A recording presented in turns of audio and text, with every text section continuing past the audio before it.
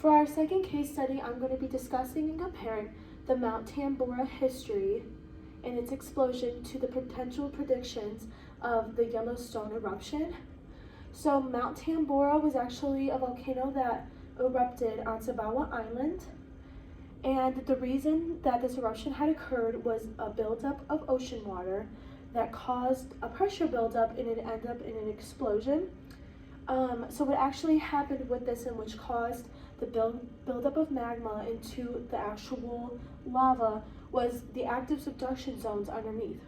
So what happens in the subduction zones is one part of the continental crust actually dives under the other one due to density levels, and it causes a heat up of magma that reaches the surface and ends up being lava, which is a big explosion of a supervolcano.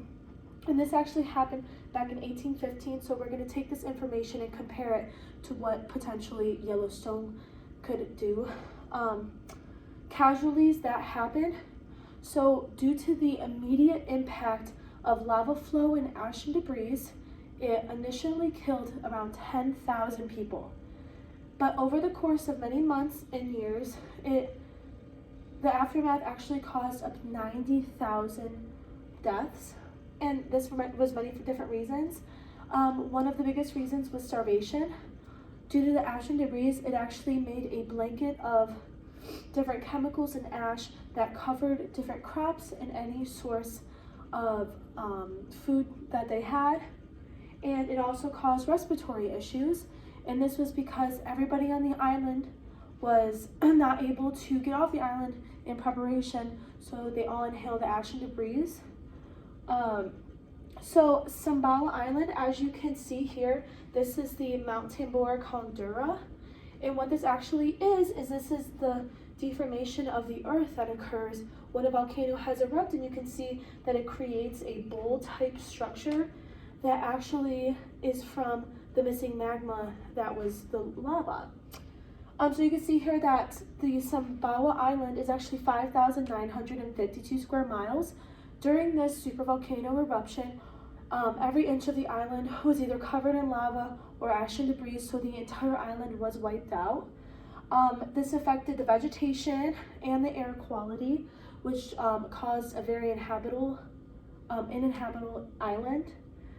So this wiped out pretty much any civilization and ecosystems on the island. This also very much affected its climate as well. This has affected the ozone layer because of different releases of greenhouse gases causing a greenhouse effect. So for example, CO2 is released into the air, which immediately causes climate warming in that particular area, but it actually overall caused global cooling. It also created a blanket of ash and debris in the sky, which caused the sunlight to block the entire island, which caused any vegetation that was untouched to die of lack of sunlight.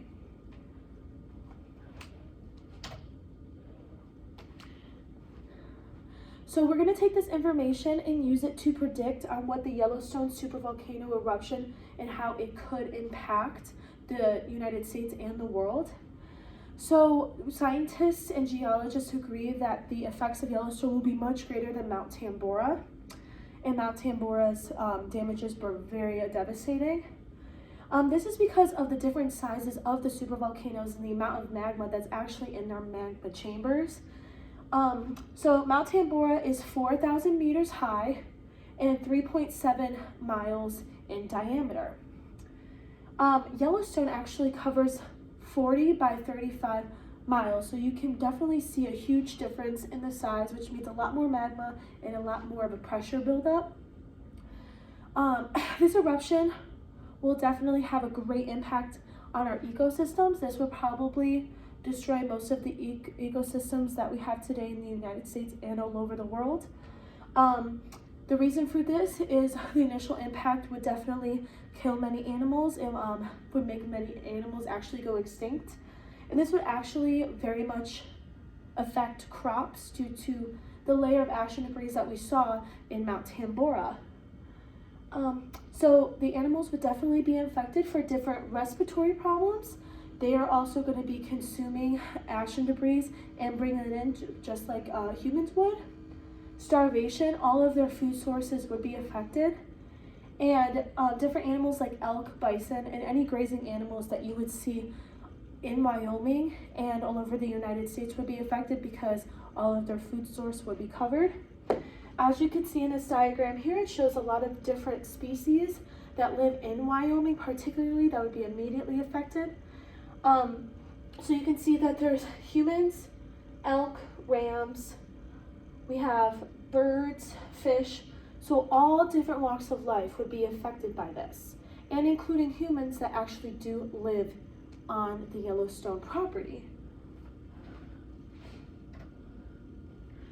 What would it look like if Yellowstone erupted? As you can see here, this is a digital showing of what the initial explosion of Yellowstone would actually look like when it first occurs. As you can see that it would of course affect human life.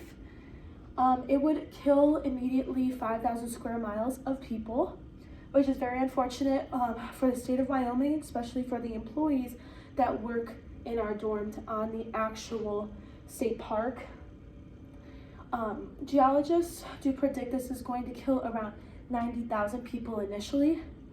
The Mount Tambora explosion aftermath casualties were 90,000. But initially from this lava flow and ash and debris, 90,000 will lose their lives. A geologist from the University of Poland, Dr. Jerzy Zaba, actually predicts that this supervolcano eruption will be so great due to the buildup in pressure that it could kill up to 5 billion people. So the question about it affecting all of the United States is a definite, and it would reach around the entire world, knocking out ecosystems, causing great mass extinctions. The ash and debris that would be predicted would definitely cover the sun and kill all of the vegetation in the United States and possibly all over the world. This could cause deaths to people and to animals due to no food source, and it will be nearly impossible to get any food imported to people that need it. And there will be thousands of miles of ash that will fill the air, so it would be very hard to see, and that would cause a very poor air quality.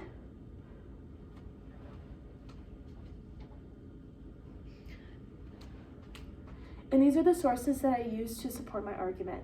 Thank you.